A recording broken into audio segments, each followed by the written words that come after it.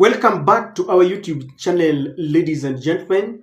It is my very humble duty to thank you for sparing your busy time to tune in to our show. I really want to thank you.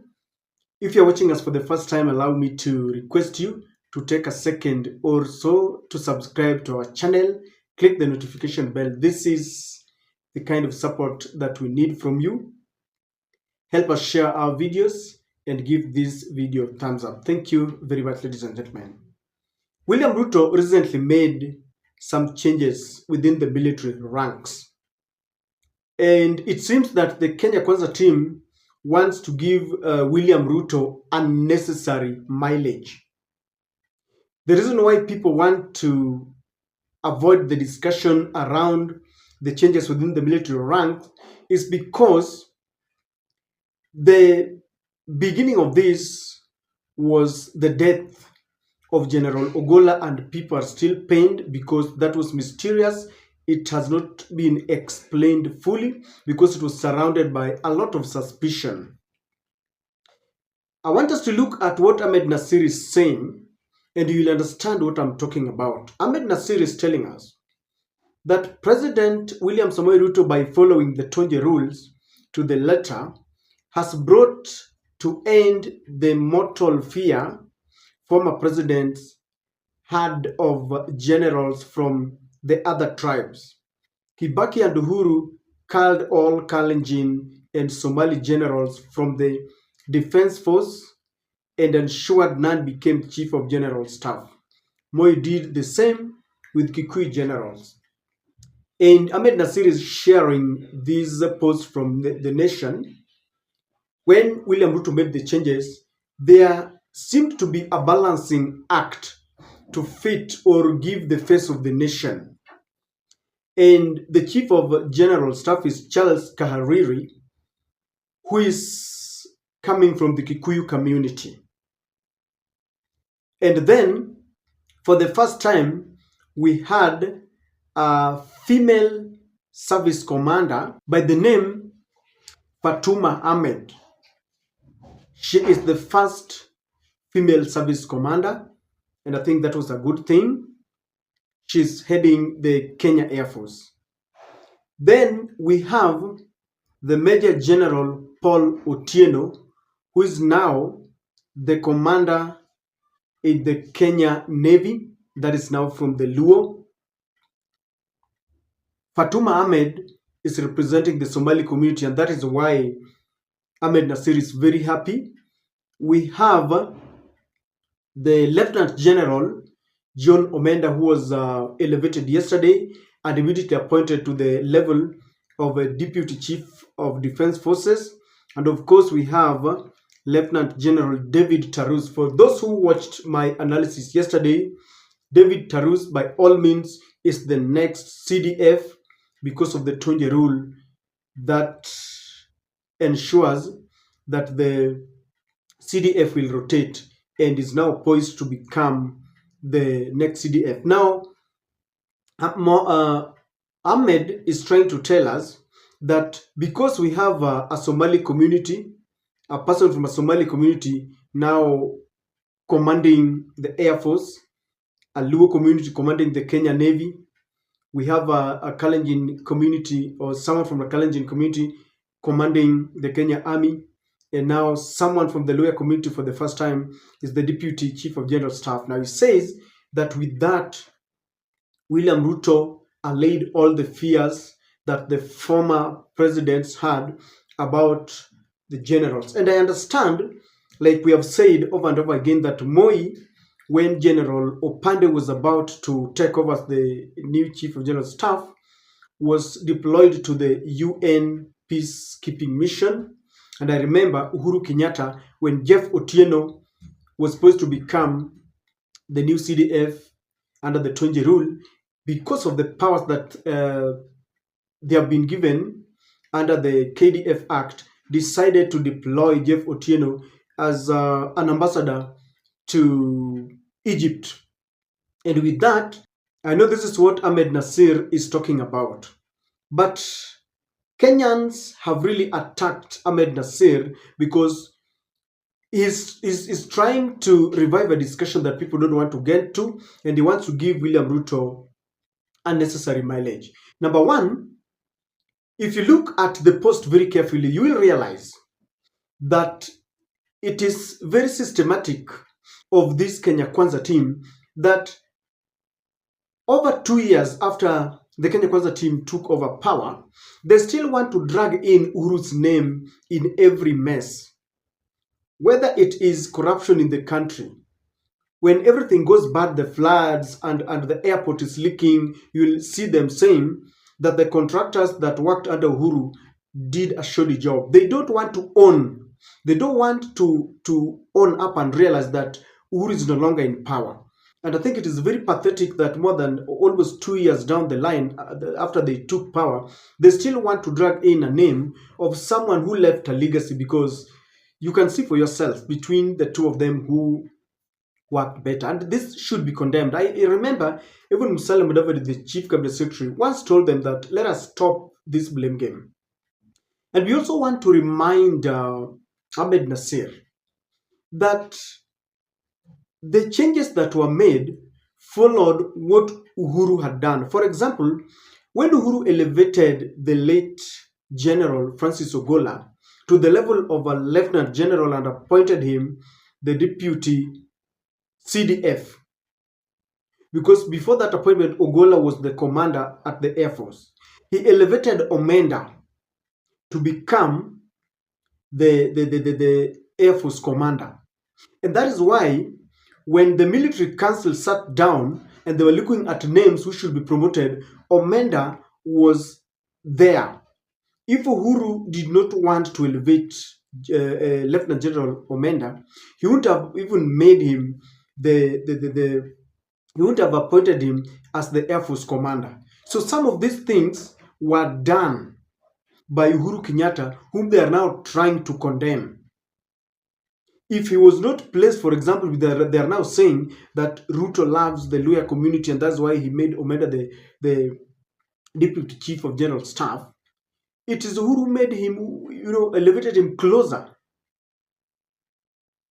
Even if you look at this lady here, you will realize that due to the changes that Uhuru made, she was brought closer so that anyone above her, for example, she's the one who's now taking over from Omenda as the new commander at the Air Force. She was elevated so that she was closer to the powers, so much that should there be any changes, she was close to that position. So they should not talk as if Uhuru did not follow the Tonje rules. The other question that people are asking, because if you look at what Amednasir is showing us, we have just like 5 communities. We have Kahariri from the Kikuyu community. We have Paul Ochino from the Luo community. We have Fatuma Ahmed from the Somali community. We have David Tarus from the Kalenjin, and of course, John Omenda from the Luya. Are you telling me that we only have 5 communities in this country? We have the Kisi, we have the Kamba, and I know even the Kamba have had a KDF and all that. But what about the Ogiek? What about the smaller communities? Are you saying that since only 5 communities are represented here, then that is all? That is the question that Kenyans are asking. They should not be bragging just because, in fact, what we need, I have said over and over again, that we don't even need your community to be in a certain position. If we were exercising equality and equity, so that even if a president comes from Kamba or Kisii, he will ensure that the national cake is distributed equally and equitably, Kenyans won't have a problem with that. And that is a fact. And if you ask many Kenyans, they will tell you the only problem we have is because of the winner takes it all. When you are in power, your people are sharing all the goodies and others just because they didn't vote for you. Maybe you now neglect them. That has been demonstrated by Rigathi Gachagua when he says this is a government of shareholders. The other thing that people want to ask, it is better to appoint a person elsewhere than returning him and don't protect him, then his life ends. For example, Moi deployed General Opande to the peacekeeping mission. Uhuru Kenyatta deployed Jeff Otieno from the Air Force to an ambassador, and they are alive. If you are asked between deploying someone and keeping their life and appointing them to positions of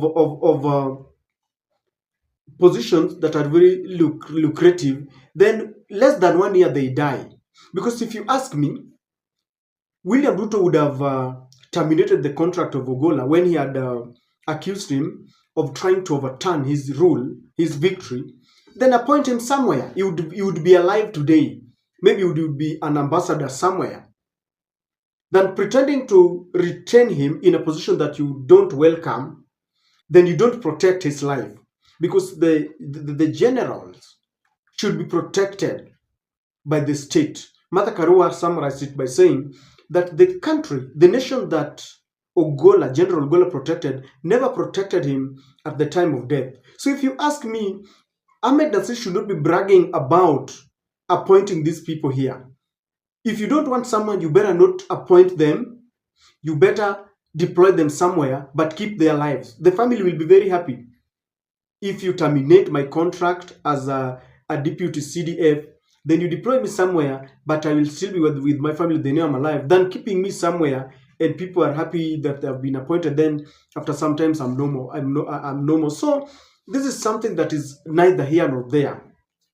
The other question that people want to confront here is, these people want to make it look like William Ruto had a choice. I know they call it a gentleman's agreement.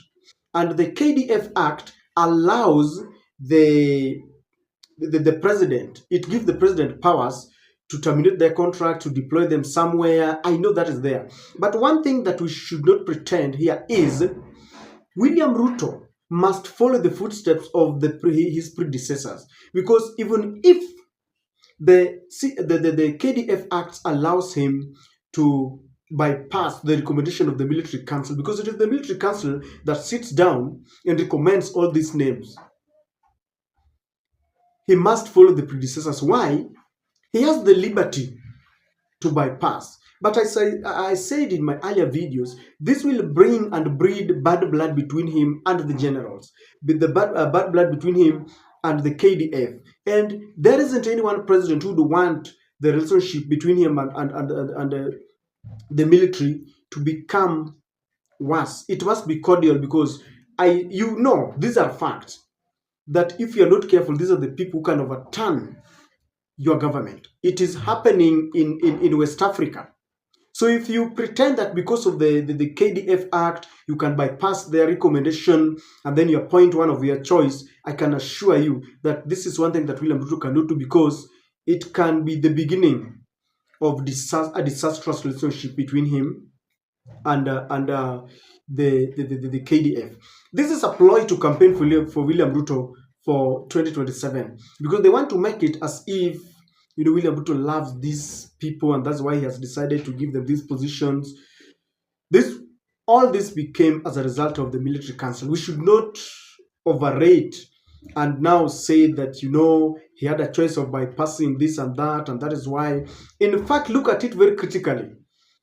The reason why William Ruto was very happy to elevate Omenda to the position of a deputy chief of general staff or CDF is because he's very far from inheriting or becoming the new CDF. As a result of the Tonje rule, Ogolla, who died, General Ogolla, is from the Air Force and Omenda is from the Air Force. So for this thing to rotate, because it is with the Kenya Navy, the Kenya Navy will finish, then give it to the Kenya Army. By the time they're coming back to the Kenya Air Force, Omenda shall have retired. And that's why he was very, very happy to give him that position. Another thing that is very obvious, the baton is taken to the Kenya Army. And if you look at the command of the Kenya Army, is this man called David Tarus. So he is poised to become the next CDF. The last thing that people are asking, you want to tell us that he made this appointment to reflect the face of the nation. Can't he reflect that in the other appointments, cabinet, principal secretaries, in all the parastatals. For example, if you look at the energy sector, all the positions are being managed by people from the Kalenjin nation. And you cannot pretend to us just because of this and you want to sanitize him as a man. We know he practices tribalism in all these things. The deputy has said that it is a government of shareholders, so that if you didn't vote for them, then you must be considered after the major shareholders have been considered. So we need to put this to rest. Kenyans are not fools. We understand why these appointments were made. It is because of the military council recommendations, and we understand that we cannot look at the military alone. Let us look at all the sectors holistically before we sanitize Ruto as a man who does not practice tribalism. I don't know what you think, but that is my take.